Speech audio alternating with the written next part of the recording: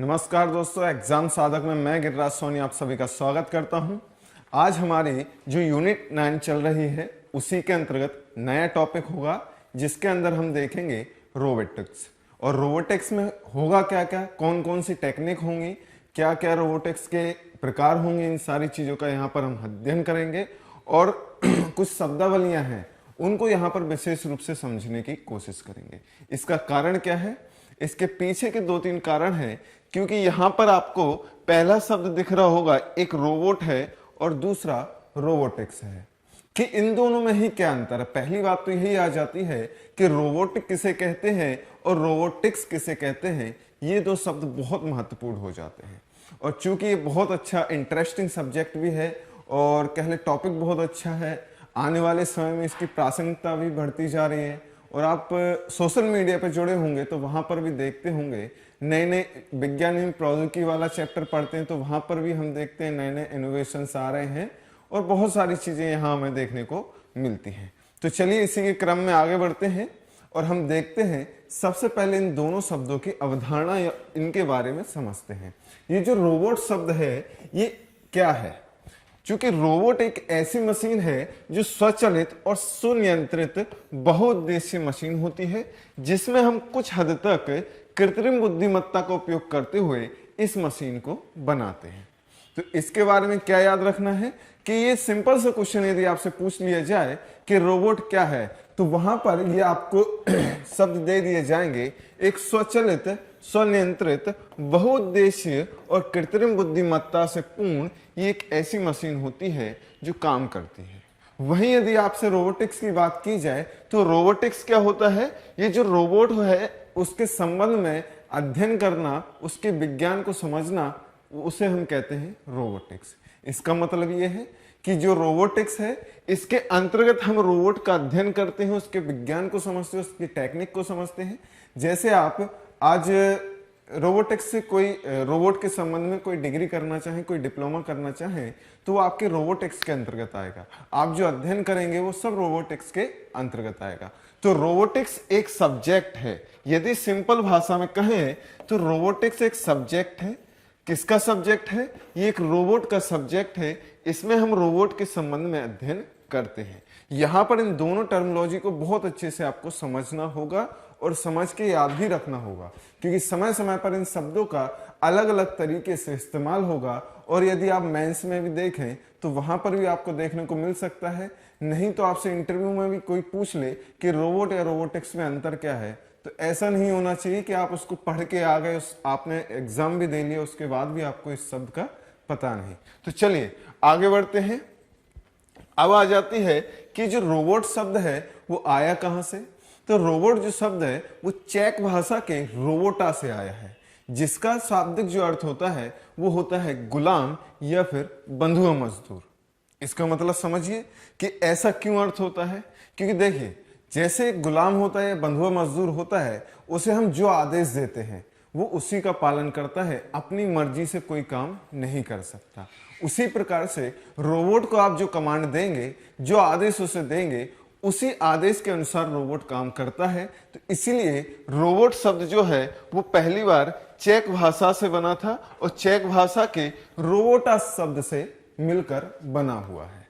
चलिए देखते हैं, चेक भाषा से बना हुआ रोबोटा से, इसका अर्थ होता है बंधुआ मजदूर या फिर गुलाम। ये भी बहुत आने लायक क्वेश्चन है कि रोबोट जो है किस भाषा का शब्द है। तो एक क्वेश्चन यही बन गया कि चेक भाषा का है। रोबोट का यदि चेक भाषा में मतलब पूछा जाए तो रोबोट का चेक भाषा में मतलब है बंधुआ मजदूर या फिर गुलाम। यदि ये पूछा जाए कि रोबोट शब्द जो है वो चेक भाषा के किस शब्द से मिलकर बना है, इतने यदि डीप में जाने की कोशिश करे तो आपको बता देना है कि रोबोट जो है रोबोटा शब्द से बना हुआ है चेक भाषा के। क्लियर है यहां तक? चलते हैं आगे। आगे की ओर बढ़ते हुए हमें ये देखना होगा कि जो रोबोट शब्द है ये पहली बार इस्तेमाल किसने किया। दो बातें आती हैं यहां पर रोबोट के संबंध में। एक है पहली बार इस्तेमाल करने वाला और दूसरा है कि इसको पहली बार लेकर कौन आया, इनोवेट किसने किया, आविष्कार किसने किया। इन दोनों में बहुत कंफ्यूजन है और कंफ्यूजन का कारण भी यह है क्योंकि ये दोनों भाई भाई हैं। ये भी एक बहुत बड़ा कारण है। तो देखते हैं जो रोबोट शब्द है उसका वास्तविक आविष्कार किया था जोसेफ केपेक ने। ठीक है, जोसेफ केपेक ने, केपेक या कोपेक भी बोलते हैं ना, केपेक या फिर कोपेक भी बोला जाता है इन्हें। ठीक है, इन्होंने वास्तविक आविष्कार किया। वहीं यदि पहली बार इसके प्रयोग की बात कही जाए तो इन्हीं के भाई हैं कोरल कोपेक या कैपेक, जिन्होंने अपनी एक नाटक था जिसका नाम था RUR। ठीक है, RUR नाम का नाटक था 1920 में। ये रहा आपका RUR नाम का नाटक था। इसमें इन्होंने इसका सबसे पहली बार प्रयोग किया। ठीक है, तो यहां पर आपको दो चीजें बहुत अच्छे से ध्यान रखनी है, यहां बिल्कुल कंफ्यूज नहीं होना है। वो क्या है कि रोबोट शब्द सबसे पहली बार यदि आविष्कार पूछा जाए तो आविष्कार आपके करेंगे, आविष्कार जोसेफ कोपेक करेंगे, और वहीं पहली बार इसका प्रयोग जो करेंगे वो कोरल कोपेक करेंगे। ठीक है, यहां तक आपको क्लियर होगा चीजें। अब आते हैं, अब रोबोट शब्द तो हो गया, अगला शब्द आपके पास आ जाता है रोबोटिक्स। कि भैया रोबोट शब्द तो हमें पता लग गया, कोपेक साहब ने किया है, जोसेफ और कोरल, जोसेफ जो है इसके आविष्कारक हो गए और कोरल कोपेक जो है इन्होंने पहली बार इसका प्रयोग कर दिया। अब ये जो रोबोटिक्स शब्द आया, रोबोटिक्स शब्द जिससे हम रोबोट के, जिसके अंतर्गत हम रोबोट का अध्ययन करते हैं, ये भी किसी ने दिया होगा। तो जी हाँ, ये टर्म जो है, ये टर्म दिया था आपके आइजैक ओसिमोव ने। ठीक है, ये बहुत ही महत्वपूर्ण साइंटिस्ट हैं, इनके बारे में हमें बहुत ज्यादा पढ़ना होगा। इनकी एक पुस्तक है जिसका नाम है रन अराउंड नाम की एक पुस्तक है। ये पुस्तक का नाम भी याद रखना होगा, क्योंकि आपसे यदि सिंपल क्वेश्चन पूछे कि रोबोटिक्स शब्द किसने पहली बार इस्तेमाल किया, तो सबसे पहली बार ओसिमोव ने हैं, उन्होंने इस्तेमाल किया। यदि ये पूछ लिया जाए कि इन्होंने कौन सी अपनी किताब में इसका उल्लेख किया है, तो ये है आपकी रन अराउंड। या फिर ये पूछ लिया जाए कि रन अराउंड किसकी किताब है, तो भी आपको बताना है। ये भी पूछ लिया जाए कि रन अराउंड किससे संबंधित है, तो वो आपकी रोबोटिक्स से संबंधित है, रोबोटिक्स से संबंध रखती है। यहां तक आपको चीजें क्लियर होंगी। चलते हैं, आगे बढ़ते हैं।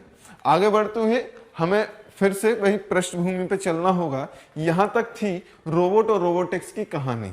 ठीक है, यहां तक सिर्फ हमने कहानी देखी थी कि कैसे क्या डेवलपमेंट हुए रोबोट की दुनिया में, रोबोटिक्स की दुनिया में। अब हमें आगे बढ़ना होगा और चीजों को समझना होगा। देखिए, ये हम पहले ही देख चुके हैं 1920 में। ये हमने टाइमलाइन लेके चले हैं, क्योंकि ये टाइमलाइन सीरीज से आपको मिल जाएगी तो आपको चीजें जल्दी याद रहेंगी, कंफ्यूज होंगे नहीं, पढ़ने में भी आपको बहुत आसानी होगी। चलते हैं, 1920 में कोरल कोपेक जो थे, इन्होंने सबसे पहले क्या किया, कोरल कोपेक ने सबसे पहली बार प्रयोग क्या किया, रोबोट शब्द का। उसके बाद आ जाते हैं 1928 में जापान के अंदर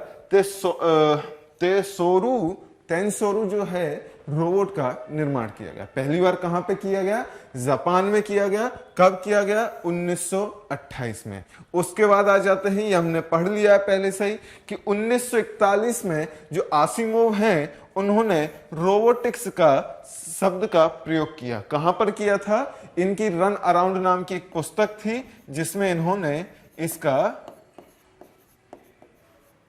रन अराउंड नाम की पुस्तक थी जिसमें इन्होंने इसका उल्लेख किया। ठीक है, आ जाते हैं, फिर क्या है, 1950 में ही आसिमोव ने आई रोबोट नाम की एक पुस्तक लिखी, जिसमें रोबोटिक्स के संबंध में हमें 3 नियम दिए हैं। कितने नियम दिए हैं, 3 नियम दिए हैं। इन तीनों नियमों को हम अच्छे से और बहुत ही अच्छे तरीके से पढ़ेंगे, समझने की कोशिश करेंगे। ठीक है, क्योंकि ये 3 नियम अभी तक तो नहीं आए, पर आ सकते हैं, क्योंकि रोबोटिक्स आपके चैप्टर है, आपका पूरा एक टॉपिक दिया गया है, तो हो सकता है जब डीप में जाने की कोशिश करें तो आपके रोबोटिक्स के नियम पूछ लिए जाएं कि आसिमोव ने कितने नियम दिए, ये भी एक पूछा जा सकता है। तो यहाँ पर जो रोबोटिक्स के नियम दिए हैं, आसिमोव ने 3 दिए हैं, ये हम आपको पूरे डिटेल में इसके बारे में समझाएंगे। अब आगे चलते हैं। आगे चलते हुए 1954 का समय आता है। 1954 में यूनिमेशन कंपनी के द्वारा पहला व्यापारिक रोबोट यूनिमेट का निर्माण किया गया। ठीक है, यहां आपको थोड़ा सा मैं रोकूंगा, क्योंकि यहीं से एक कहानी निकल के आती है जो कंफ्यूजन भरी हुई थी और आपके एक दो क्वेश्चन जो है यहां पर गलत होने की संभावनाएं भी थी। इसका कारण क्या है, ऐसा मैं क्यों बोल रहा हूं, क्योंकि पिछले साल कई ऐसी पुस्तकें थी जहां पर ये कंफ्यूज था कि जो रोबोट हैं, रोबोटिक्स के पिता किसे कहा जाता है, पितामह किसे कहा जाता है। मतलब रोबोटिक्स के फादर कौन है, फादर ऑफ रोबोटिक्स या ग्रैंड फादर ऑफ रोबोटिक्स, या रोबोटिक्स के ग्रैंडफादर कौन है। इस क्वेश्चन में बहुत ज्यादा कंफ्यूजन था। तो यहां एक कहानी है, उस कहानी को समझें। ये जो यूनिमेशन कंपनी है, ये जो यूनिमेशन कंपनी है, इसका निर्माण का जो आइडिया है, इसके निर्माण का आइडिया आपका दिया था जॉर्ज डेवोल ने। ठीक है, एक जॉर्ज डेवोल नाम के, जॉर्ज डेवोल नाम के एक साइंटिस्ट थे। इन्होंने यहां पर यूनिमेशन कंपनी के निर्माण के लिए आइडिया दिया, तो इसीलिए इन्हें कहा जाता है ग्रैंडफादर ऑफ रोबोटिक्स। किसके, रोबोटिक्स के आपको ग्रैंडफादर कहा जाता है। ठीक है, यहां क्लियर है। और ये जो आइडिया था, इस पर जो काम किया, ठीक है, इस आइडिया पर काम किया, वो थे आपके जोसेफ एंजल्स बर्ग। कौन थे, जोसेफ एंजल्स बर्ग थे।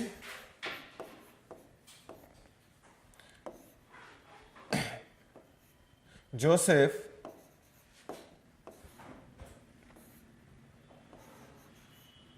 एंजलबर्ग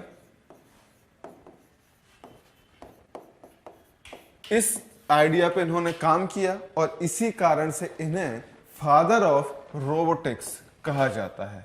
फादर ऑफ रोबोटिक्स इन्हें कहा जाता है। ठीक है, यहां तक आपको चीजें क्लियर होंगी और मैं उम्मीद करता हूं ये जो ग्रैंडफादर और फादर वाली कहानी है ये आज आपको क्लियर हो गई होगी कि ग्रैंडफादर किसे कहते हैं, जॉर्ज डीवोल को कहते हैं। क्यों कहते हैं कि जो यूनिमेशन कंपनी बनाने का जो आइडिया है वो किसने दिया था, जॉर्ज डीवोल ने दिया था।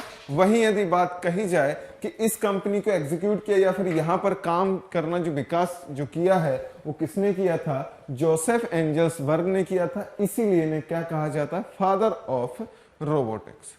ठीक है, यहां तक आपको चीजें क्लियर होंगी, मैं इसी उम्मीद करता हूं। इसके बाद आगे बढ़ते हुए 1960 का दौर आया। 1960 में एसआरआई नामक एक कंपनी थी जिसने वाहन चलाने वाले एक रोबोट का निर्माण किया, जिसका नाम क्या था, यहां पर नाम नहीं लिखा है तो आपको नाम मैं बता दूं, इसका नाम था सैंकी। ठीक है, तो सैंकी नाम का एक रोबोट था जो क्या करता था, परिवहन या वाहनों को चलाता था। इसे किसने बनाया था, इसको बनाया था एसआरआई नाम की एक कंपनी ने। ठीक है, तो आइए जो आप ड्राइवरलेस कह लें या ऑटोमेटिक गाड़ियां कह लें, तो ऑटोमेटिक गाड़ी की अवधारणा कहें तो वहीं से शुरू हो गई थी, क्योंकि वहां मनुष्य आदमी ना बैठ के एक रोबोट था जिसका नाम सैंकी था, उसने बैठ के गाड़ी को चलाया। तो ये गाड़ी चलाने वाला या वाहन चलाने वाला एक रोबोट था जिसका नाम था सैंकी। चलिए आगे बढ़ते हैं, आगे बढ़ते हुए अगले क्वेश्चन की ओर चलते हैं। अगले टॉपिक में क्या है यहाँ पर अगला है आपका 1971 का दौर।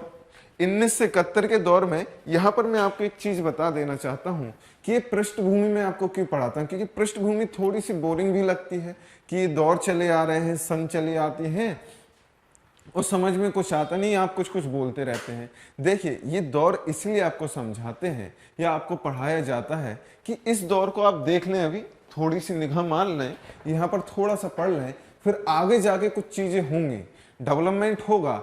आपके रोबोटिक्स के नियम जो है, प्रकार जो है अभी पढ़ाएंगे, उसमें आपको बहुत इंटरेस्ट आने वाला है। पर यहाँ पर जब तक ये चीजें आपने क्या हुआ है इतिहास में हमारे कि रोबोट की जो जर्नी है वो कैसे पूरी हुई है, जब तक इसको नहीं समझेंगे आपको उतना इंटरेस्ट आएगा नहीं। तो इसलिए हम आपको ये पृष्ठभूमि के संबंध में थोड़ा बहुत बताते रहते हैं। तो 1971 में क्या हुआ, बाबोट 1 नाम का एक रोबोट बनाया गया। ये बनाया किसने था, ये जापान ने बनाया था। इस बात को ध्यान रखना, रोबोटिक्स की दुनिया में जापान बहुत आगे है। ठीक है, हमेशा याद रखना, ये विश्व का पहला मानव सदृश रोबोट था जिसे बनाया था आपके वासेदा यूनिवर्सिटी ने। विश्वविद्यालय है जिसका नाम क्या था, वासेदा वासेदा नाम का यूनिवर्सिटी थी, ये कहां पर है, जापान में है, तो ये जापान में बनाई गई। ठीक है, आगे बढ़ते हैं। 1971 का दौर आया। 1971 में फ्यूमरस नामक एक रोबोट बनाया गया, जो कि ऐसा रोबोट था जो 360 डिग्री घूम जाता था। 360 डिग्री का मतलब समझ रहे हो कि पूरा घूम जाना। ये ऐसा एक रोबोट था जो पूरा घूम जाता था। तो यहां पर एक क्वेश्चन बनता रहता है कि फ्यूमस नाम का जो रोबोट है वो कैसा रोबोट है। तो ये 360 घूमने वाला एक रोबोट था। क्योंकि आपसे अभी नहीं समझ में आ रहा हो कि ये तो सर बहुत सिंपल सी बात है, वहां पर फ्यूमस रोबोट दे दे, सैंकी रोबोट दे दे, इस प्रकार के और रोबोटों के नाम आपको दे दिया जाए, फिर आपसे पूछा जाए किस प्रकार का रोबोट है, तो वहां पर तो फंस जाएगी ना गाड़ी। क्यों? क्योंकि देखो फ्यूमस जो है आपका कैसा हो गया, 360 घूमने वाला। सैंकी जो था वो कैसा था, वाहन चलाता था। तो यहां पर दोनों चीजों में अंतर है। ऐसे ही अंतर आपको आगे भी देखने को मिलेगा। चलते हैं, फिर क्या हुआ, 1986 में भारत की रोबोट प्रयोगशाला का निर्माण किया गया। ये प्रयोगशाला क्या थी, इसके बारे में बहुत अच्छे से मैं आपको बताऊंगा। एआई वाली क्लास में भी हमने पढ़ा है, CAIR। ठीक है, ये एक संस्थान है जो DRDO के नीचे काम करती थी, DRDO के नीचे काम करती थी, या DRDO के अंदर ही इसको बनाया गया था। आज के समय में ये स्वतंत्र है, लेकिन इसकी स्थापना 1986 में की गई थी। इस बात को ध्यान रखना। यहां से 1986 के बाद से हमारे भारत में जो रोबोटिक्स की दुनिया है वो नई चालू हुई, डेवलपमेंट चालू हुआ, रिसर्च चालू हुई। यहां पर चलते हैं, आगे बढ़े। 1987 में क्या हुआ, अंतरराष्ट्रीय रोबोटिक्स संघ IFR का गठन किया गया। यहां पर आप देखेंगे कि जो अंतरराष्ट्रीय रोबोटिक्स संघ है वो कब बनाया गया, तो वो बनाया गया था 1987 में। उसके बाद क्या है कि 2000 में होंडा ने असीमो नाम का एक रोबोट बनाया, जो कि मानव के आकार का होता था। ठीक है, मानव के आकार का था। ये क्वेश्चन आ भी चुका है कि जो है होंडा का जो रोबोट है वो कौन सा है, तो वो है आपका असीमो। चलते हैं, आगे बढ़ते हैं। आगे बढ़ते हुए 2008 की बात आती है। 2008 में क्या है कि फेमिसेपियन रोबोट आया, जो क्या था, स्त्री की शक्ल जैसा था। देख रहे होंगे आप, नाम से ही समझ आ रहा होगा, फेमिसेपियन। ठीक है, जो कि फीमेल की तरह दिखता था, उसी की तरह दिखाई देता था, उसी के सदृश था, उससे शक्ल मिलती जुलती थी, फीमेल्स के द्वारा या फिर स्त्री के से शक्ल मिलती थी। चलिए आगे बढ़ते हैं, आगे बढ़े। मैंने आपको बोला था कि जो सोफिया नाम का एक टॉपिक है, मतलब एक रोबोट है सोफिया, इसके बारे में हमें बड़ी विस्तार से चर्चा करनी होगी। क्यों करनी होगी कि ये तो एक तो एआई पर आधारित पहला ऐसा जिसमें हाईटेक एआई का इस्तेमाल किया गया है, उसी के साथ साथ ये एकमात्र ऐसा या फिर कह लें पहला ऐसा रोबोट है जिसे किसी देश की सरकार ने सदस्यता दी थी, नागरिकता इसको दी गई है, तो इसलिए बहुत ही ज्यादा महत्वपूर्ण आपका रोबोट हो जाता है। चलिए आगे बढ़ते हैं, देखते हैं जो सोफिया है उसको बनाया कब गया, 2016 में बनाया गया। 16 में जो रोबोट है इसको बनाया गया, और निर्माण करने वाली जो कंपनी थी वो कौन सी थी, डेविड हैंसन थी, और निर्माता डेविड हैंसन थे। इन्हीं की कंपनी है हैंसन एंड हैंसन नाम करके। ठीक है, जो कि रोबोटिक कंपनी है। इसका जो स्थापित है वो कहां पर है, हांगकांग में इसको स्थापित किया गया है। अब ये जो रोबोट था 2016 में बन गया। इसके बाद क्या हुआ, 11 अक्टूबर 2017 को इसमें यूएन में परिचय हुआ इसका। तो आप देखेंगे कि यदि आपको देखने में इंटरेस्ट हो तो यूट्यूब पे आप डाल देना सोफिया इन यूएनओ। ठीक है, तो यूएनओ में ये जाती है, अपना परिचय भी देती है। बहुत अच्छा वहां पर ये एक बैठक हुई थी, उसमें इसने भाग लिया था। और 25 अक्टूबर 2017 को ही इसको सऊदी अरब की नागरिकता मिल गई, और ये नागरिकता पाने वाली पहली रोबोट बन गई है। ठीक है, उसके बाद 2017 में, नवंबर 2017 में जो मुंबई में टेक फेस्टिवल हुआ था, वहां पर ये सम्मिलित हुई थी। और उसी के बाद नवंबर 2017 में ही यूएनडीपी द्वारा प्रथम गैर मानव नवाचार चैंपियन नामित इसे किया गया था। तो यहाँ पर ये कुछ बातें थी हमारी ये जो सोफिया नाम की रोबोट है इसके बारे में। अब आ जाते हैं, दो शब्द और छूट जाते हैं, दो जो फैक्ट हैं उनको और मैं आपको बता देते हैं कि ये 64 प्रकार के रिएक्शंस कर सकते हैं या फिर फेस एक्सप्रेशन दे सकता है। ठीक है, फेस के द्वारा एक्सप्रेशन देता है, फेस एक्सप्रेशन देता है। उसी के साथ इसको यदि देखा जाए कि इसकी शक्ल किसी से तो मिलती होगी, तो एक हॉलीवुड की एक्ट्रेस हैं जिनका नाम क्या है, जिनका नाम है हेपबर्न। ठीक है, हेपबर्न नाम की एक एक्ट्रेस है, इनसे इनकी शक्ल मिलती है या फिर उनकी शक्ल पर इसको बनाया गया, उसका फेस इनको दिया गया है। ठीक है, उसका फेस इसको दिया गया है, इसके उनकी शक्ल से इसको मिलाते हुए बनाया गया है। तो ये थी सोफिया के बारे में थोड़ी बहुत चर्चा। चलिए आगे बढ़ते हैं। अब देखते हैं रोबोटिक्स के प्रकार। मैं आपको एक बात बोल देना चाहता हूं, यहां पर मैं अभी रोबोटिक्स के 3 प्रकार पढ़ाऊंगा, उसके बाद फिर प्रकार पढ़ाऊंगा। तो ये जो प्रकार हैं अलग अलग तरीके से जो मैं आपको पढ़ा रहा हूं, इसका कारण क्या है समझिए आप बात को।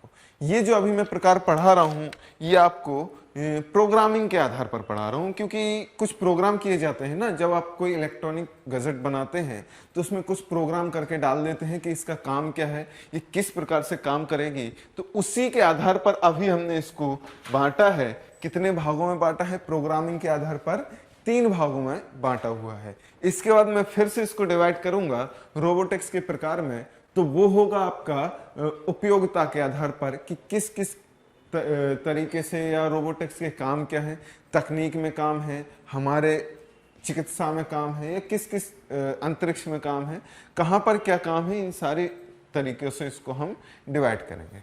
तो चलिए सबसे पहले हम यही देख लेते हैं रोबोटिक्स के प्रकार। ये जो रोबोटिक्स के प्रकार हैं ये आपके प्रोग्रामिंग के आधार पर बनाया गया है, प्रोग्रामिंग के आधार पर बनाया गया है। इसमें क्या है, इसमें 3 प्रकार होते हैं। पहला प्रकार होता है रिमोट कंट्रोल, दूसरा होता है आर्टिफिशियल इंटेलिजेंस और तीसरा होता है हाइब्रिड। इन तीनों को एक एक करके हम समझते हैं। तो इन तीनों प्रकार को आज हम देखेंगे कि कैसे 3 प्रकार हैं। रिमोट कंट्रोल वाले जो रोबोट होते हैं वो क्या होते हैं, आर्टिफिशियल रोबोट्स होते हैं वो क्या होते हैं, हाइब्रिड रोबोट्स जो हैं वो क्या हैं। जो रिमोट कंट्रोल वाले रोबोट्स हैं ये कुछ सीमित कार्य के लिए बनाए जाते हैं, इनमें कुछ कमांड दे दी जाती हैं, इन्हें एक सीमित क्षेत्र के लिए कुछ कमांड के द्वारा कुछ प्रोग्राम बनाकर इनको बनाया जाता है। इसका मतलब ये है कि ये किसी एक विशेष क्षेत्र के लिए, कुछ विशेष क्षेत्र के लिए, कोई विशेष कार्य के लिए इनको बनाया गया है, जो सिर्फ वही कर सकती हैं, उसके अलावा कुछ नहीं कर सकते। मतलब ये है कि इनका मल्टीपल यूजेस नहीं है, ये मल्टीटास्किंग नहीं है इनके अंदर। ये कुछ कमांड दिए गए हैं, उन्हीं प्रोग्रामिंग के आधार पर इसको बनाया गया है और उसी के आधार पर ये काम करते हैं। यदि उस कमांड के से हट के इसको कोई टास्क दिया जाए तो ये किसी काम के नहीं होते हैं। मतलब ये है कि ये जो रिमोट कंट्रोल रोबोट्स हैं ये किसी विशेष क्षेत्र के लिए ही बनाए जाते हैं। तो देखते हैं इसमें, इस तकनीक से मशीन में कुछ कमांड की प्रोग्रामिंग की जाती है, जिन्हें रोबोट को आदेश मिलते हैं, उसी के आधार पर ये प्रतिक्रिया करते हैं। जैसे समझिए कि मैंने कोई रोबोट बनाया और उसका काम ये है कि जैसे कोई मेरा दरवाजा नॉक करेगा, उसकी आइडेंटिटी लेकर और वो दरवाजे को अनलॉक करेगा, बस इतनी सी उसका काम था। अब यदि उससे ये बोला जाए, कोई और दूसरा टास्क दिया जाए उसको, तो वो रोबोट जो है दूसरा काम नहीं कर पाएगा, सिर्फ इतना सा कर पाएगा कि दरवाजे को लॉक और अनलॉक करना है। उसी प्रकार से टास्क दे दिया जाता है, जो रूम्बा नाम का आजकल आप सुनते होंगे, एक रोबोट है जो साफ सफाई करती है। ठीक है, उसका काम क्या है कि सिर्फ साफ सफाई को करना, और उसके अलावा वो कोई दूसरा काम नहीं कर सकती। ठीक है, तो इसी प्रकार के ये रोबोट बनाए जाते हैं। आगे देख लेते हैं आर्टिफिशियल रोबोट। आर्टिफिशियल रोबोट क्या होते हैं, ये वातावरण के अनुसार अपने आप को ढाल लेते हैं।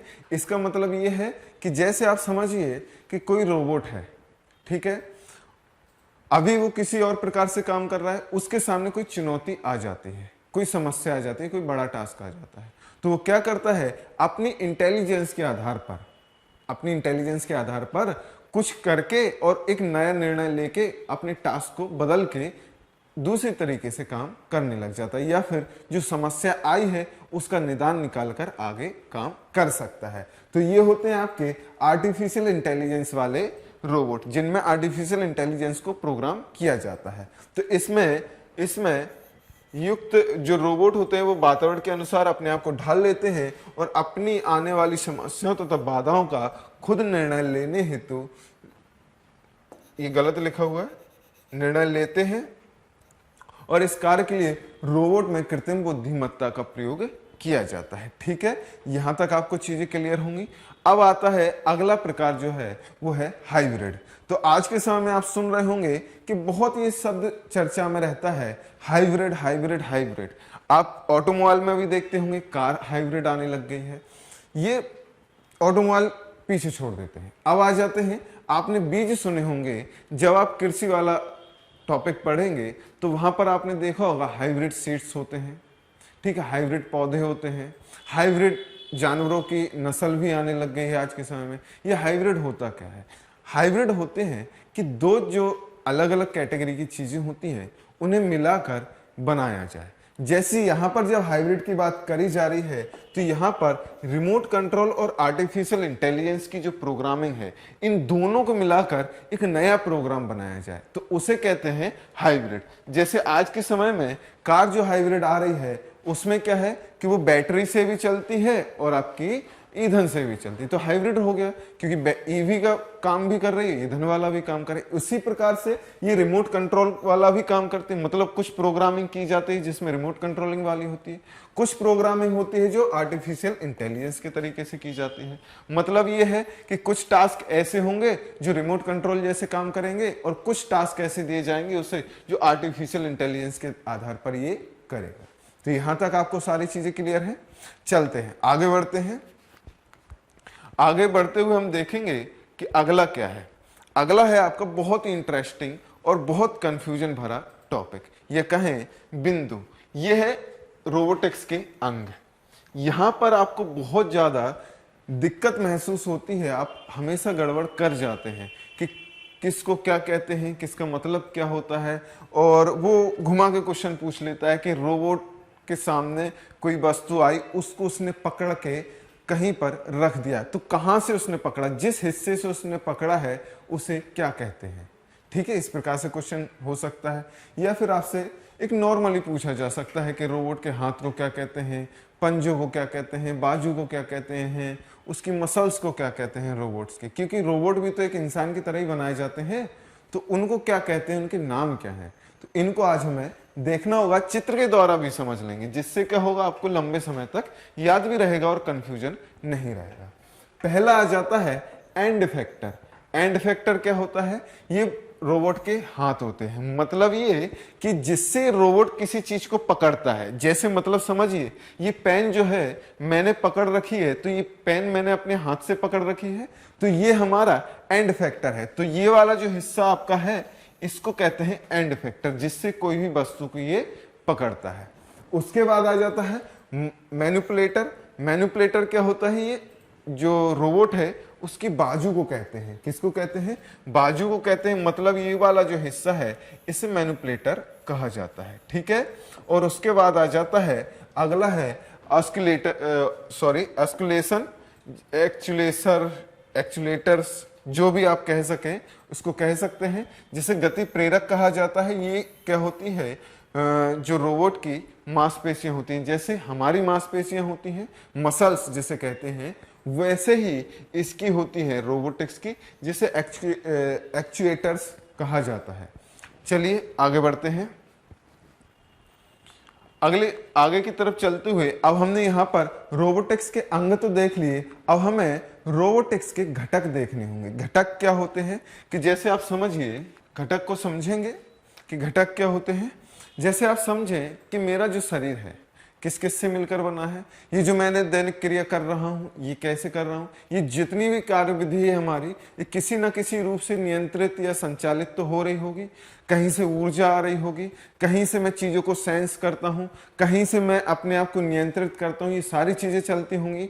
तो उन सभी चीज़ों को घटक कहते हैं या अवयव कहते हैं। तो इसी प्रकार से रोबोट के भी कुछ होते हैं। जैसे आप देखेंगे शक्ति का स्रोत, शक्ति का स्रोत क्या होता है कि जैसे हमारे अंदर शक्ति का स्रोत है, हम कुछ खाते हैं, कार्बोहाइड्रेट मिलता है, उससे हमारी एनर्जी आती है और हम काम करते हैं। उसी प्रकार से रोबोट भी किसी प्रकार से काम करता होगा।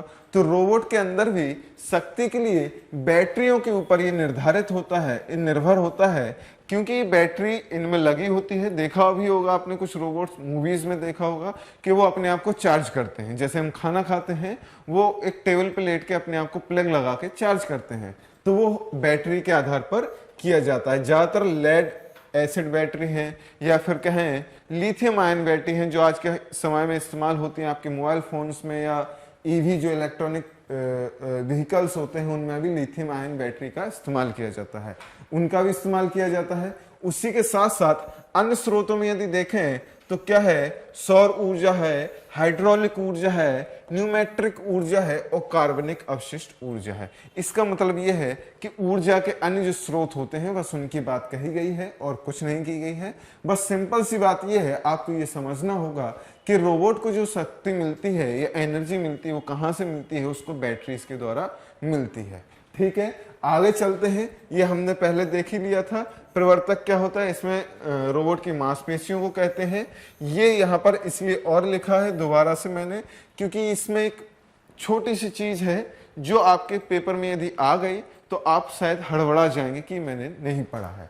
वो ये है कि यह संचित ऊर्जा की क्रिया में परिवर्तित करता है। मतलब ये है कि जो ऊर्जा होती है उसे क्रिया में परिवर्तित करने के लिए कौन प्रवर्तक आपका होता है, जिसे हम रोबोट की मांसपेशियां कहते हैं। मतलब ये समझिए कि हम जब कोई काम करते हैं तो अपने हाथ को हिला रहे हैं या कुछ काम कर रहे हैं, मैं यहाँ पर पढ़ा रहा हूँ, तो हमारी मांसपेशियां ही तो हिल डुल रही हैं, यहाँ पर हमारे हाथ को मूव कर रही हैं। यदि मांसपेशियां ना हो, मांसपेशियां आपने देखी भी होगी कि मसल्स जब ब्रेक हो जाती हैं तो हाथ को उठाने में दर्द होता है या हाथ काम नहीं करता है। उसी प्रकार से आप देखेंगे कि इनकी भी मांसपेशियां होती हैं, मसल्स होती हैं, जो क्या करती हैं, संचित ऊर्जा को क्रिया में परिवर्तित करती है। मतलब यह है कि जो बैटरी से उसे ऊर्जा मिल रही है और जो उसे कमांड दिया गया है उसके आधार पर ये काम करेगी। चलते हैं सेंसर। देखिए सेंसर सब जगह होते हैं, हर व्यक्ति में होते हैं। जैसे हमारे अंदर है, हमारे अंदर 5 की ज्ञान इंद्रियां हैं। जैसे बोला जाता है हमारे पुराणों में कि मनुष्य के पास 5 इंद्रियां होती हैं, उसी प्रकार से इनके पास भी इंद्रियां होती हैं।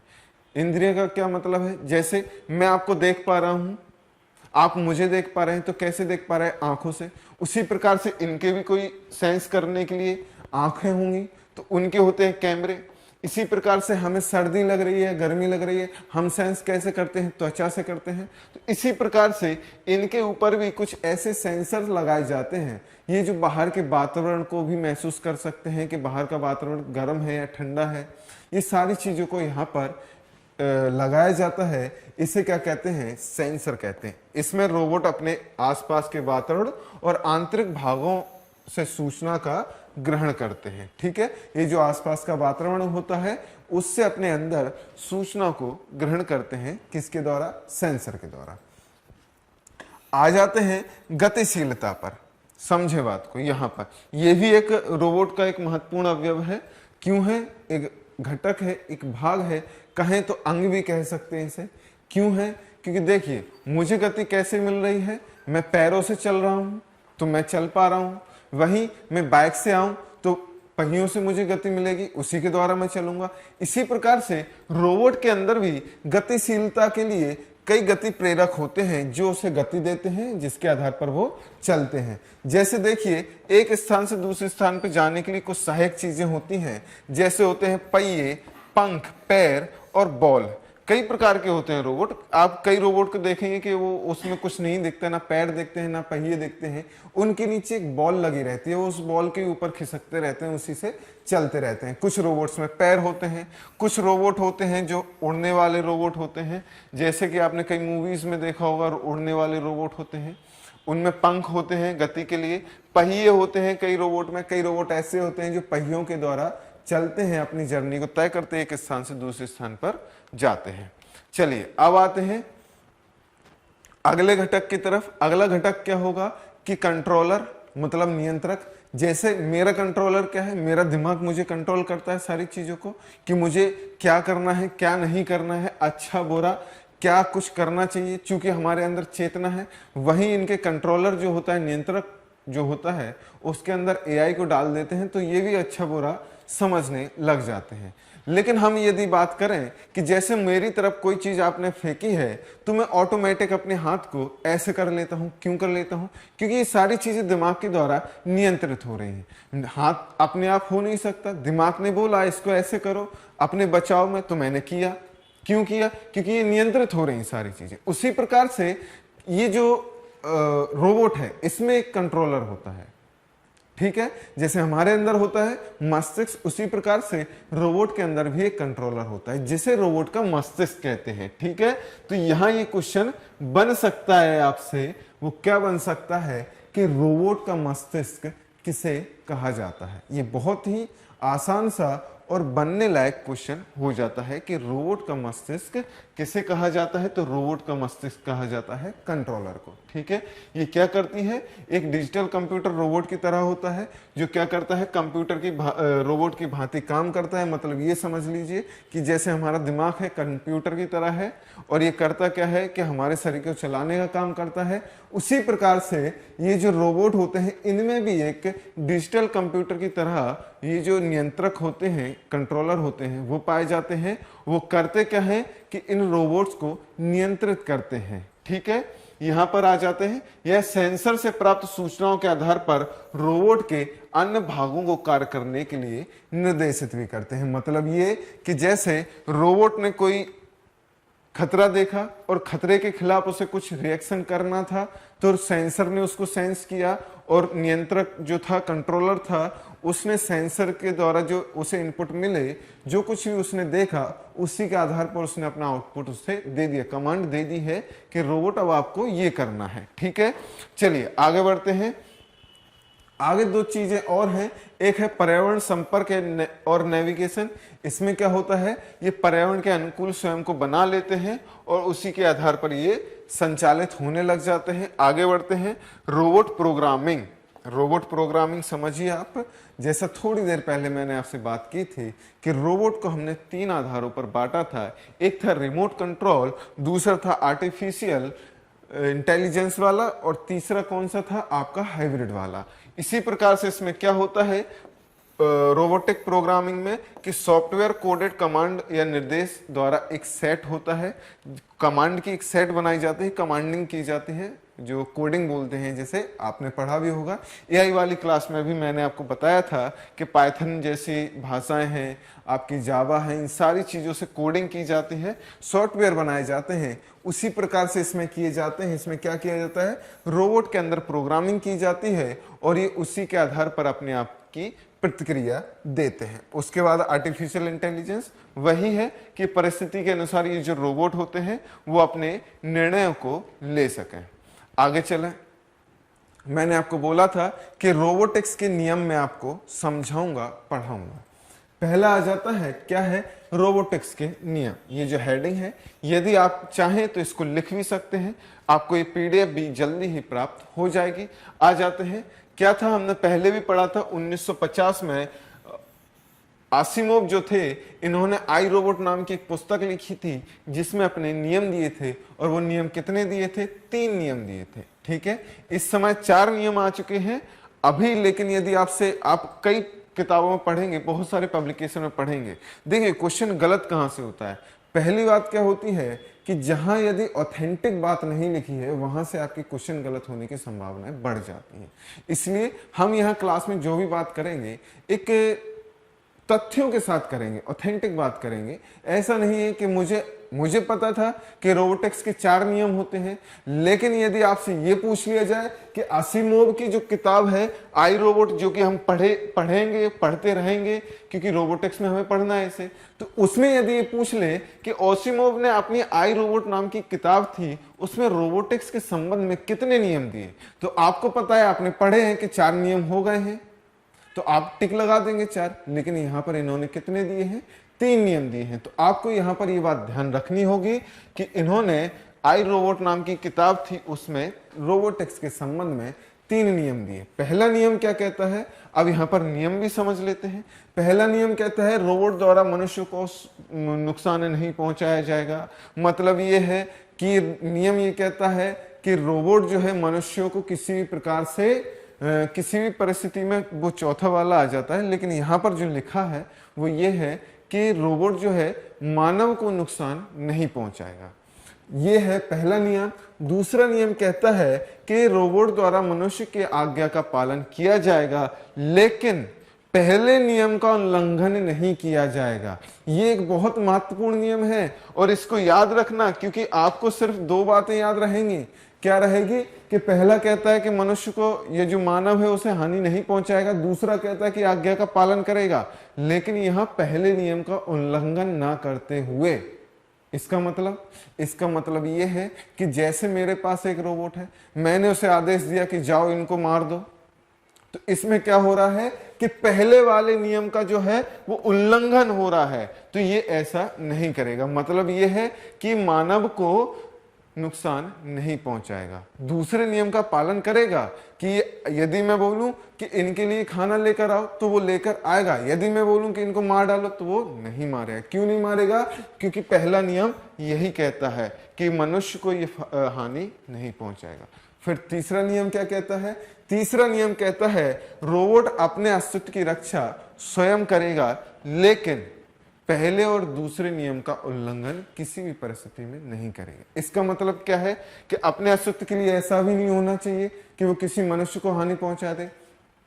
दूसरा क्या है कि इसको बनाया किसके लिए था? दूसरा नियम कहता है कि ये मानव जो है, रोबोट जो है, मानव की आज्ञा का पालन करेगा। अब ये अपनी आज्ञा का पालन ही ना करे तो रोबोट क्यों बनाया? मतलब ये है कि अपना अस्तित्व की रक्षा स्वयं करेगा, लेकिन ये किसी को नुकसान भी नहीं पहुंचाएगा और जो इसको निर्देश दिए जाएंगे उनका पालन भी करेगा। इन दोनों नियमों का उल्लंघन तीसरे वाले नियम में नहीं कर सकता है। ठीक है, तो असिमोव के जो 3 नियम थे रोबोटिक्स के, ये थे। अब आगे बढ़ते हैं। अगला जो नियम है, चौथा नियम जो आज के समय में आ गया है, वो क्या है? शून्य का नियम है। शून्य का नियम किससे संबंधित है? ये भी आपसे क्वेश्चन पूछा जा सकता है। तो शून्य का नियम आपका संबंधित है रोबोटिक्स से, या फिर कह दें कि रोबोटिक्स के नियम से संबंधित है। इसमें क्या कहा गया है? इसमें रोबोटिक्स का चौथा नियम भी कहते हैं इसे, और इसके अनुसार किसी भी परिस्थिति में रोबोट मानवता को नुकसान नहीं पहुंचाएगा। किसी भी सिचुएशन में जो है ये रोबोटिक्स जो है वो मानवता को नुकसान नहीं पहुंचाएगा। ये बनाया गया है आपका चौथा वाला नियम, जिसे चौथा नियम भी कहते हैं। इसे शून्य का नियम भी कहा जाता है रोबोटिक्स पे। ठीक है, यहां तक मैं उम्मीद करता हूं आप सभी को चीजें समझ आ गई होंगी। अब आ जाते हैं रोबोटिक्स के प्रकारों पर। रोबोट के प्रकार क्या है समझिए। ये हम देख रहे हैं अलग अलग प्रयोग के आधार पर। वो थे हमारे क्या? वो थे आपके प्रोग्रामिंग के आधार पर। अब देखते हैं प्रयोग के आधार पर। जैसे देखें तकनीक के आधार पर रोबोट्स देखें तो कौन कौन से हैं? ह्यूमनॉइड है, नैनो है, कंप्यूटर रोबोट है, ऑटोमेशन है, ऑटोनॉमस है, टेलीपोर्टेड है, प्री प्रोग्राम है और आपका ऑगमेंटेटिगस रोबोट है। ये आपके कुछ रोबोट हैं। इनके संबंध में आपसे थोड़ी थोड़ी आपके साथ में चर्चा करूंगा। जैसे समझ लीजिए ह्यूमनॉइड्स रोबोट जो है वो कैसे रोबोट्स होते हैं? मानव सदृश होते हैं, मतलब मानव की तरह दिखने वाले जो रोबोट होते हैं उन्हें कहा जाता है। ठीक है, इसके बाद आ जाता है अगला कौन सा है? अगला आपका होगा नैनो रोबोट, जो कि आपका 10 to 10⁻⁹ के आकार के होते हैं उन्हें आप क्या बोलते हैं, नैनो रोबोट बोलते हैं। ठीक है, इसके बाद आ जाते हैं, यदि आप चाहें तो इनके कुछ उदाहरण भी हैं, उनको देख सकते हैं। जैसे हमने पहला वाला देखा था ह्यूमनॉइड, कौन सा था, बाबोट फर्स्ट जो देखा था, जापान ने जो बनाया था, वो भी एक मानव सदृश था। इसके बाद यदि और देखा जाए तो ओशियन वन नाम का भी एक, सोफिया नाम का जो है, ओशियन वन सोफिया, ये जो सोफिया हमने पढ़ा है, ये भी एक ह्यूमनॉइड रोबोट है। ओशियन वन भी एक आपका ह्यूमनॉइड रोबोट है। इसके बाद आ जाता है नैनो रोबोट। नैनो रोबोट क्या होते हैं, 10⁻⁹ मीटर से छोटे जो रोबोट होते हैं उन्हें नैनो रोबोट बोला जाता है। इसमें क्या होता है, ये बहुत छोटे छोटे आकार के रोबोट्स होते हैं, इनका उपयोग करते हुए हम अपने और तकनीकी में इसका प्रयोग करते हैं। अगला है आपका कौन सा है, कंप्यूटर रोबोट। कंप्यूटर रोबोट तो आपको समझ ही आता होगा कि कंप्यूटर के लिए जो बनाए जाते हैं रोबोट्स, छोटे छोटे रोबोट कंप्यूटर के आकार के बनाए जाते हैं, उन्हें कहते हैं। ऑटोमेशन वाले जो रोबोट होते हैं वो होते हैं ऑटोनोमस होते हैं। ऑटोनोमस वो रोबोट होते हैं जो अपनी जो है सुरक्षा कहें या अस्तित्व जो है खुद से बनाते हैं, निर्णय खुद से लेते हैं। एआई वाले जो रोबोट्स होते हैं उन्हें कहा जाता है। इसके बाद आ जाते हैं टेलीपोर्टर। मतलब ये है कि यहाँ पर बैठ के मैं किसी रोबोट को अपने हाथ से नियंत्रित करूं, उन्हें कहा जाता है। इसी प्रकार से प्री प्रोग्राम्ड होते हैं। वही मैंने बोला था कि कैसे होते हैं ये, कि पहले इसमें कुछ कमांड दे दी जाती हैं, उसी के आधार पर ये काम करते हैं। वही रिमोट सेंसिंग वाले, रिमोट कंट्रोल वाले रोबोट्स। ठीक है, इसके बाद चलते हैं और देखते हैं अगला क्या है आपका, अनुप्रयोग के आधार पर रोबोट। जैसे देखें इंडस्ट्रियल रोबोट जो आपके इंडस्ट्रीज में इस्तेमाल होती हैं, भारी उद्योगों में भी कई रोबोट्स इस्तेमाल होते हैं। गाड़ियों के जो उद्योग होते हैं, प्लांट होते हैं, उनमें होते हैं। जैसे कई रोबोट होते हैं जो आज के समय इंजन बना रहे हैं, पेंट करते हैं, या कुछ भी इंटीरियर वगैरह बनाते हैं, वो होते हैं रोबोट।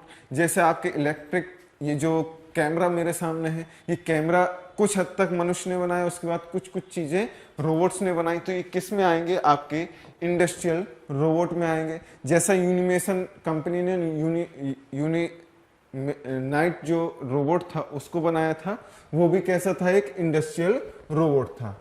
आते हैं domestic and house hold robot. जैसे आपने देखा होगा रूम्बा नाम का एक रोबोट है जो साफ सफाई करता है घरों की, उसको बनाया गया। मीडिया रोबोट जो है, डिफेंस रोबोट, सर्विस रोबोट और स्पेस रोबोट, ये भी कई प्रकार हैं, ये भी प्रकार हैं आपके इसके। ठीक है, आगे देखते हैं गतिशीलता के आधार पर। मैंने आपसे बोला था गतिशीलता के आधार पर भी रोबोट होंगे। एक होता है स्टेशनरी रोबोट। स्टेशनरी रोबोट क्या होते हैं, इसके बारे में आपको थोड़ा सा बता देता हूं। स्टेशनरी रोबोट ऐसे रोबोट होते हैं जो अपनी जगह को बदले बिना, मतलब जिस स्थान पर स्थापित किए गए हैं ये वहीं रहेंगे और वहीं से बैठे बैठे काम करेंगे। मतलब ये समझ लीजिए कि मैं एक चेयर पर बैठ जाऊं और वहीं से बैठ के यहाँ से एक सामान उठा के आपको दे दूं, वहां से उठा के दे दूं।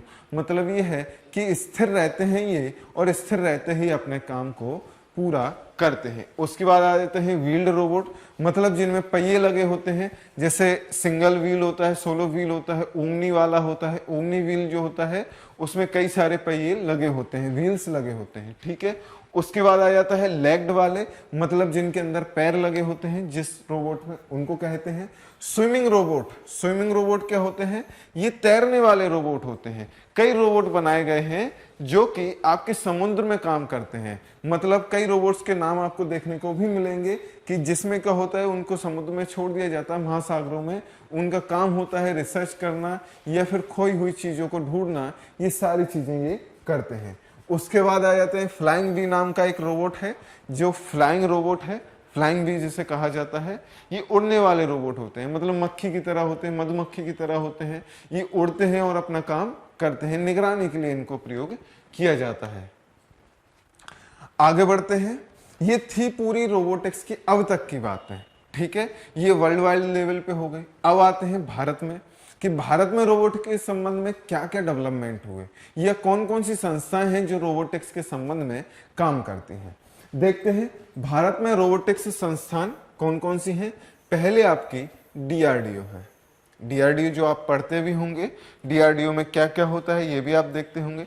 सबसे पहले हमें देखना होगा डीआरडीओ की स्थापना कब हुई, 1958 में हुई थी। मुख्यालय कहाँ है आपका, दिल्ली में है, ठीक है।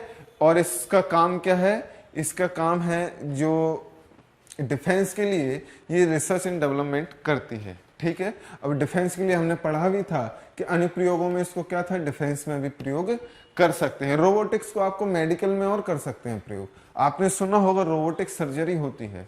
आज के समय में एक नई चीज आ गई है कि जो नैनो रोबोट अभी हमने थोड़ी देर पहले पढ़ा था, नैनो रोबोट होते हैं, कैप्सूल रोबोट होते हैं। वो आपको खिला दिए जाते हैं और वो आपके अंदर जाते हैं और आपके मुख से लेके एंडस्टाइन तक की पूरी जांच, वहां से पूरा डाटा जो है कैमरे के थ्रू है, जिस प्रकार से उसे डाटा लेना होता है उस प्रकार से लेके वो बाहर आ जाते हैं। उसी प्रकार से आपने देखा होगा कि आर्टिफिशियल ऑर्गन्स लग जाते हैं आज के समय। जैसे किसी की पैर कट गया है तो उनको एक पैर लगा दिया जाता है, ऑन्थ्रोसाइट्स जिसे बोलते हैं, वो लगा दिए जाते हैं। वो क्या होते हैं, वो भी एक रोबोट के ही तरह होते हैं। तो मेडिकल के क्षेत्र में भी रोबोटिक्स का बहुत ज्यादा उपयोग हमें देखने को मिलता है।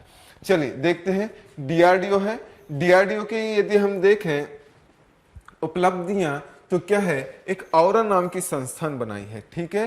ये क्या करती है, औरा नाम का एक वो बनाया है, ऑटोनोमस अनमैन्ड रिसर्च एयरक्राफ्ट। ये एक औरा नाम का एक एयरक्राफ्ट बनाया है जो क्या करता है, इसमें कह सकते हैं एक ड्रोन है।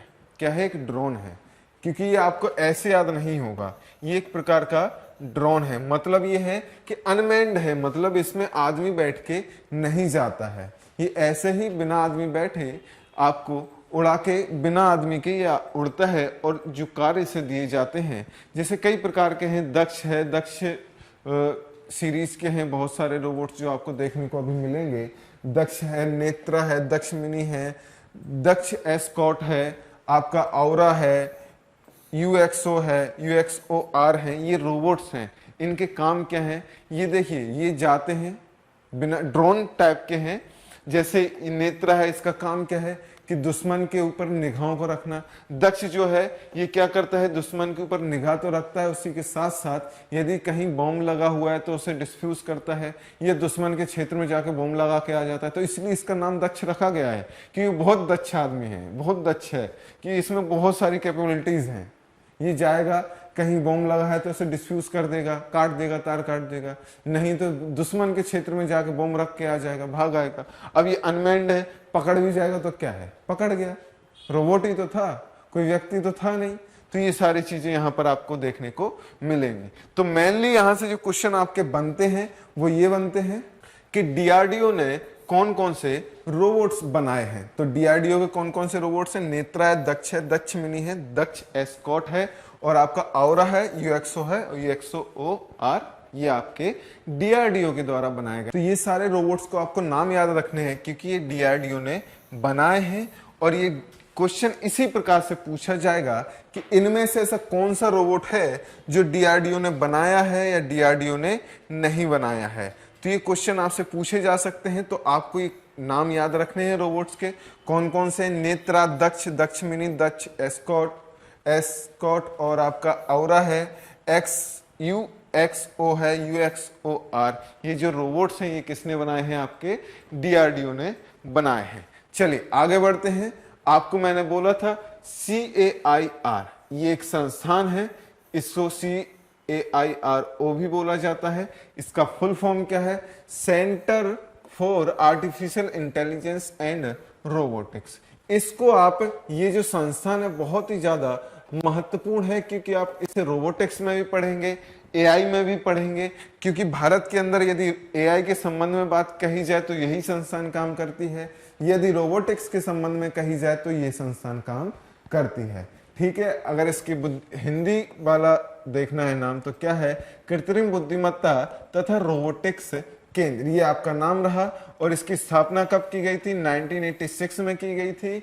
उपनाम क्या है इसका, भारत की रोबोटिक प्रयोगशाला। ये क्वेश्चन आपसे पूछा जा सकता है और एनपीपीएससी बहुत ही इस प्रकार के क्वेश्चंस पूछता है। उसको बड़े मजे आते हैं इस प्रकार के क्वेश्चन करने में कि इसका उपनाम क्या है या इसका पुराना नाम क्या था। इस प्रकार से क्वेश्चंस पूछता रहता है। उपनाम घर का नाम क्या है, चिंटू नाम है, मिंटू नाम है, स्कूल का नाम क्या है। तो इस प्रकार के क्वेश्चन उसे बड़े फेवरेट लगते हैं। हिस्ट्री में भी बहुत पूछता है, अलग अलग जगहों पर कई सेलिब्रिटीज के पूछ लेता है, नेताओं के पूछ लेता है, उनका उपनाम या इनको किस नाम से और जाना जाता है। तो यहाँ पर भी आपसे पूछा जा सकता है कि इसका उपनाम क्या है, या फिर ये पूछ लेगा कि भारत की रोबोटिक प्रयोगशाला किसे कहते हैं। और यहां पर आपको 4 ऑप्शन दे दे, इसरो, डीआरडीओ, एक यही दे देता है CAIR, और एक और कोई ले लो, कोई सा भी दे दो, नासा दे दो। अब नासा तो कोई लोग नहीं लगाएगा क्योंकि पता है नासा तो इंडिया का है ही नहीं। अब आ जाते इन 3 में, दो कंफ्यूज हो जाएंगे। सबको लगेगा कि जो है इसरो बहुत अच्छा काम करता तो यही होगा, कि डीआरडीओ तो डिफेंस के लिए काम करता है। तो आपको ये बात ध्यान रखना है, ये आपका ये वाला उत्तर सही होगा। इसका भारत की रोबोटिक प्रयोगशाला कहते हैं इसे। चलो आ जाते हैं, इसका मुख्यालय यदि देखा जाए तो इसका मुख्यालय कहाँ है, बेंगलुरु में है। उद्देश्य क्या है इसका, तो उद्देश्य है रोबोटिक्स विकास और एआई विकास और अनुसंधान। मतलब ये है कि रोबोटिक्स का डेवलपमेंट करना, एआई का डेवलपमेंट करना और रिसर्च करना इसका काम है। आगे बढ़ते हैं, आगे क्या है, भारत में रोबोटिक के क्षेत्र में कार्यरत अग्रणी संस्थान है। मतलब ये है कि रोबोटिक्स के क्षेत्र में ये अग्रणी संस्थान है भारत में जो कार्य कर रही है। प्रारंभ में ये डीआरडीओ के अधीन था, लेकिन अब यह स्वायत्त रूप से काम करता है। इस बात को मैंने तभी बोला था आपसे और अब भी बोल रहा हूं कि शुरुआत में ये कैसी थी, डीआरडीओ के अधीन थी, लेकिन अभी क्या है, ये स्वायत्त रूप से काम करती है। यहां तक चीजें आपको क्लियर हो गई होंगी, ऐसी मैं उम्मीद करता हूं। और आगे बढ़ते हैं, अब इसकी कुछ उपलब्धियों को भी तो देख लो, क्योंकि यदि ये कुछ काम कर रहा है स्वायत्त रूप से तो इसने काम भी तो कुछ किया होगा। डीआरडीओ ने तो अपना काम दिखा दिया है। अब इसके कुछ उपलब्धियां देख लेते हैं, इसके द्वारा बनाए गए रोबोट देख लेते हैं। रोबोसेन, जो कि हमने आपको बताया था, क्या था ये, एक पुलिस ऑफिसर इसको बनाया गया है। कहां पर बनाया गया है ये आप बताइए। यहां पर आपको एआई वाले टॉपिक में पढ़ाया गया है कि ये रोबोसेन जो बनाया है। आपको ऑप्शंस देता हूं, तमिलनाडु या फिर केरल। 2 राज्य आपको मैंने बताए हैं, इन 2 राज्यों में से आप बताएं कि ये कहां पर बनाया गया है। उसके बाद आ जाता है स्नैक रोबोट, उसके बाद हॉट स्लॉग, हेल्डिंग, चतुरोबोट और गरुण रोबोट। ये कुछ 4-5 रोबोट्स हैं जो कि किसने बनाए, ये संस्थान ने आपको बनाए हैं। ठीक है, CAIRO, ये संस्थान ने इसको बनाया है। अब आगे बढ़ते हैं, आगे की तरफ चलते हैं। आगे चलते हैं, एक और संस्थान आपको देखनी होगी और ये बहुत ही ज्यादा महत्वपूर्ण हो जाती है, या फिर आपको जाननी भी चाहिए, क्योंकि ये है ग्रे ऑरेंज करके एक संस्थान है। ये क्या है, एक प्राइवेट रोबोट निर्माता कंपनी है। इसका मुख्यालय आपका गुड़गांव में है। ठीक है, और क्या है, ये एनजीओ के रूप में यहाँ पर काम करती है, मतलब गैर लाभकारी संस्थान के रूप में काम करती है।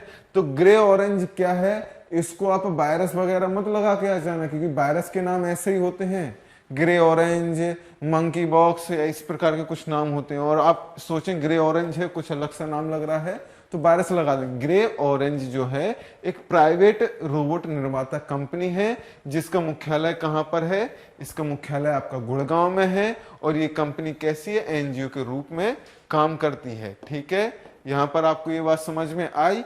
अब एक चीज और देख लेते हैं, बार्क को देख लेते हैं। बार्क कब बना था आपका, 3 जनवरी 1954 में बना, जिसका मुख्यालय आपका मुंबई में है। यह संचार रोबोट के निर्माण और अनुसंधान में सहायता करता है। ये जो संचार रोबोट होते हैं उनके निर्माण में और उनके डेवलपमेंट में, रिसर्च में ये मदद करता है।